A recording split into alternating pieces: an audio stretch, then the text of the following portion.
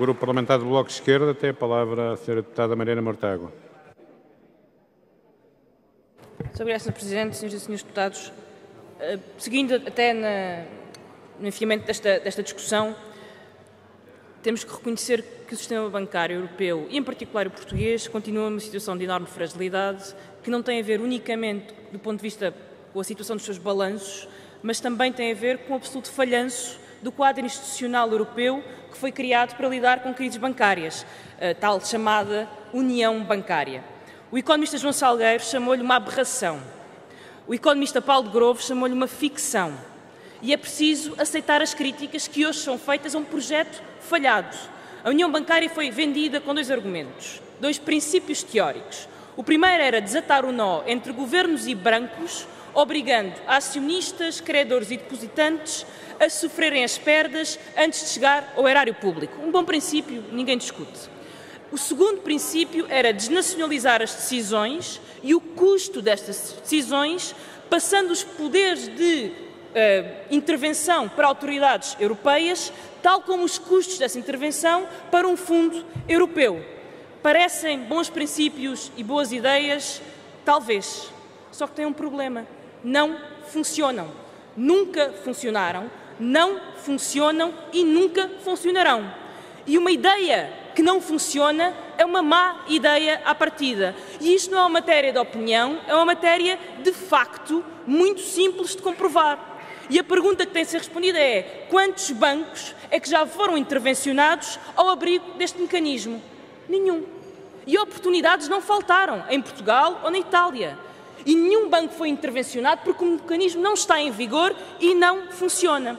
E não funciona, para começar, porque o Fundo de Resolução Europeu, em que todos os países partilham os custos de intervenção bancária, nunca vai existir, porque a Alemanha nunca vai aceitar pagar a falência de um banco em Portugal. Isto é uma ficção política. A Alemanha nunca pagará a intervenção de um banco em Portugal. Para Portugal, como nós vimos no passado, vão ser as autoridades europeias a decidir as perdas dos acionistas, depositantes e credores, sem nenhuma consideração pelo risco sistémico e, portanto, sem nenhuma consideração sobre se podem criar ou despoltar uma crise sistémica no país onde estão a intervir, muitas vezes não conhecendo a realidade económica e social desse país, e com base na decisão que tomarem dos escritórios de Bruxelas ou de Frankfurt ou de onde for, vão decidir as perdas que serão suportadas pelo Estado. Pelo Estado português, pagas pelos contribuintes portugueses que não tiveram nada a dizer sobre o processo de resolução, deixando depois uma ameaça sobre os Estados, que é ou vendem esses bancos com perda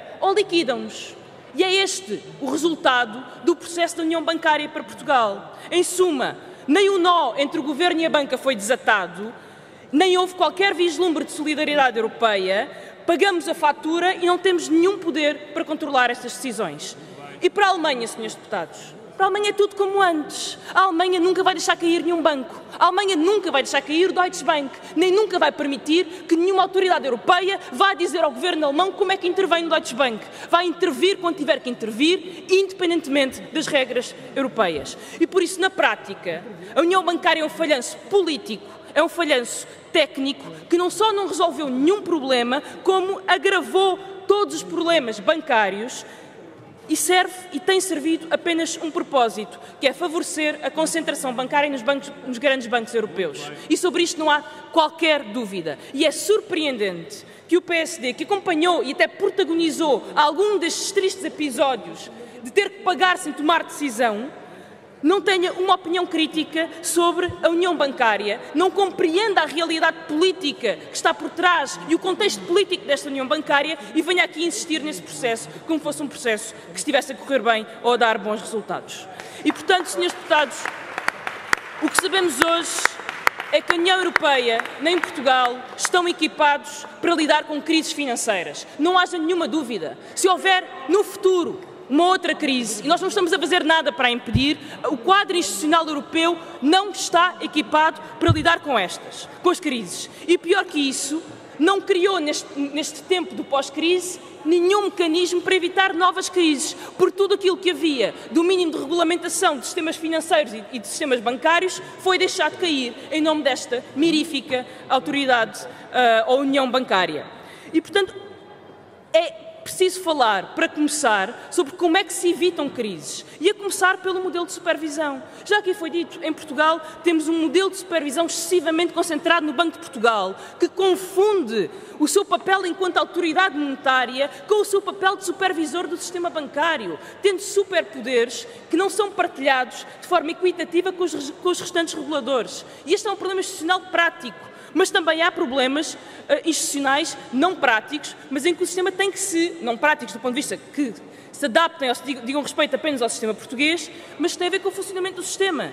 O crédito que hoje é criado para alimentar bolhas especulativas não é só criado pelos bancos, é criado fora dos bancos, fora dos balanços, por derivados, por fundos de investimento, por alavancagem financeira, que são instituições que não estão sobre regulamentação bancária, que agem livremente e que formam um sistema sombra que está à margem de todo o nosso edifício de supervisão bancária. E por isso, para além de um sistema de supervisão capaz de reconhecer as novas realidades financeiras, é preciso alterar as regras do sistema bancário. Há um gráfico muito impressionante de um estudo que foi feito há pouco tempo por Reinhardt e Rogoff, que não são propriamente economistas muito ligados à esquerda, mas que fizeram um livro muito interessante sobre crises bancárias no mundo e que basicamente mapearam as diferentes crises bancárias ou a percentagem de países com crises bancárias desde 1800. E chegaram a duas conclusões muito interessantes. A primeira é que as crises bancárias aumentam exponencialmente quando a mobilidade do capital aumenta exponencialmente e, portanto, quanto mais móvel e menos capaz de ser controlado, mais crises bancárias vai funcionar. A segunda conclusão é que, surpreendentemente, entre 1950 e 1980, não há praticamente crises bancárias no mundo. E elas começam a aumentar de uma forma incrível a partir de 1980. E não é preciso saber muito sobre a história do sistema capitalista para saber que os 30 anos em que não há crises bancárias são os 30 anos em que o sistema é mais regulamentado.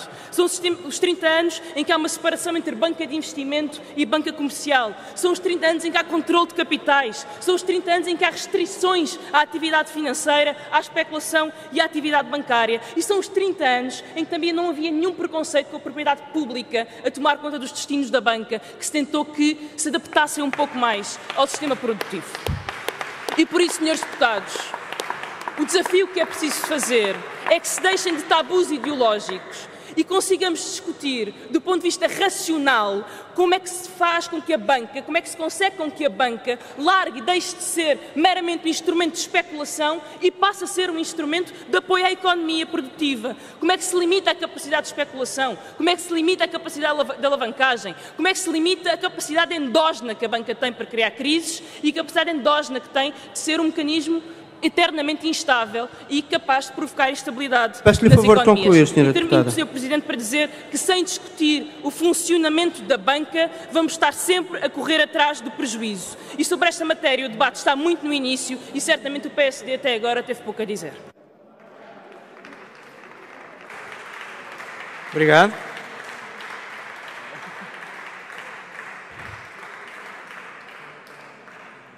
Para